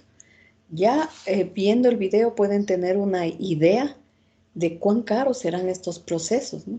De todo lo caro que resulta. Nos dicen que esta es una planta móvil, es decir, va de sitio a sitio, pero vemos la infraestructura que se necesita, la maquinaria y el personal altamente capacitado, y pueden tener una idea de cuánto cuesta una bioremediación. Por eso siempre les repito que las soluciones de fin de tubería cuestan de 5 a 10 veces más que las soluciones de prevención. Entonces lo que tenemos que hacer es siempre prevenir. Como ya no tengo tiempo, veo que están 48 estudiantes de los 50 que están asistiendo normalmente. No se preocupe por la lista, voy a generar la lista en Teams y veo cuáles son las 2 personas o quiénes son las 2 personas que han faltado y les pongo en la lista. Chicos, nada más para decirles que, bueno, si queremos terminar el video, lo podemos hacer hoy a las 8. Por recordarles justamente que hoy a las 8 tenemos la clase siguiente, ¿no? Que la voy a dar así mismo yo. Y quedamos en vez de la clase de mañana de 9 a 11, ¿no? Les había explicado que no voy a estar en la ciudad y por eso me gustaría que el mayor número de personas que puedan asistir a las 8 de la noche lo hagan. Eso nomás, chicos. ¿Alguna pregunta adicional? Profe, con lo respecto a la asistencia, el compañero Ángel Huaraca me escribió y dijo que donde él vive habrían cortado el servicio del